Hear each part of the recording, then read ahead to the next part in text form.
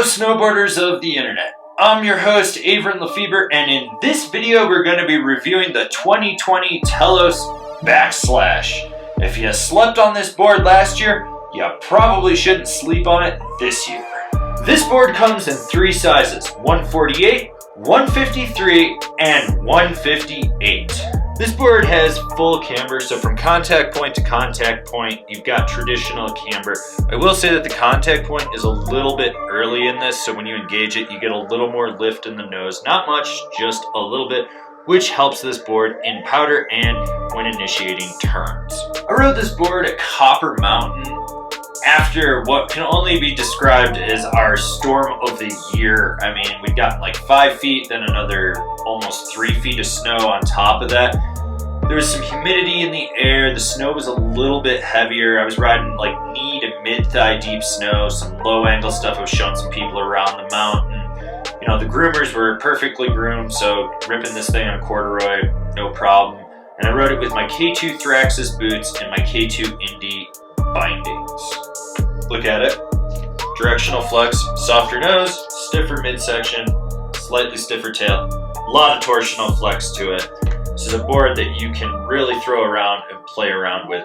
You're going to notice some chatter up in the nose, but it's not going to resonate back underfoot so much. You might feel a little bit, but not enough to really fatigue your leg. In super crazy, firm, rutted out terrain, this board does get bucked around. A lot of that has to do to its size and the fact that there's a lot of torsional flex to it. But if you're riding fresh powder or you're on perfectly groomed runs, don't worry about it. For having traditional camber in it, you would think that this board would be a little more aggressive to load up. It's not. You don't even know you're loading it up. It just snaps and it's got a lot of rebound in it.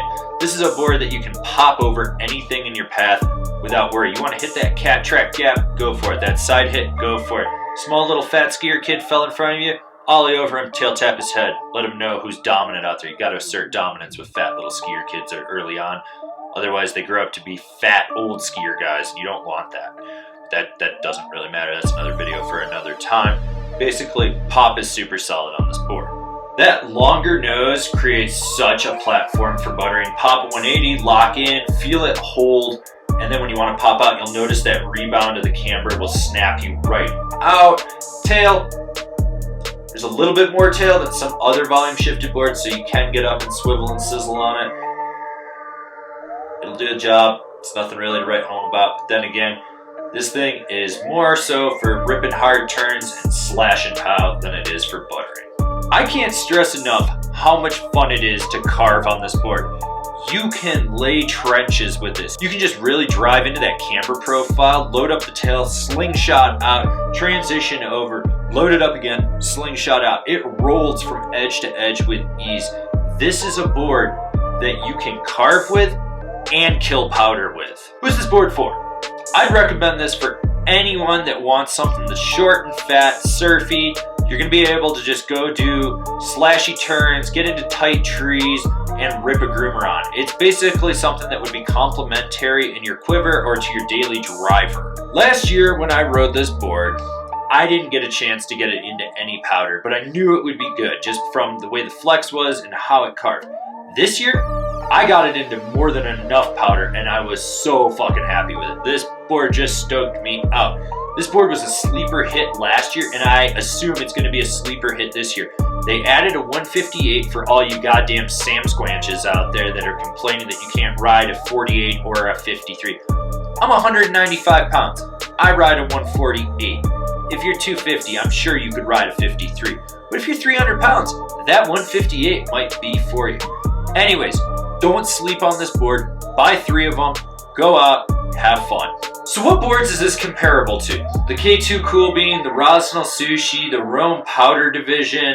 This has been my review of the Telos Backslash. Do you agree with it? Do you disagree with it?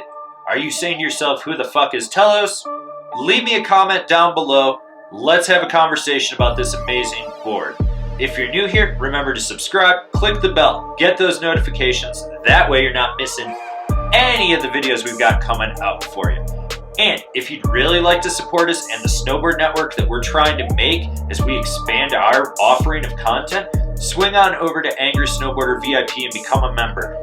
You get perks like videos beforehand, you get to see pilot episodes early, there's sticker tier, and there's a bunch of other things. But I'll let you figure that out for yourself over there. As always, I've been your host, Avran LeFeber, and I'll see you in another video.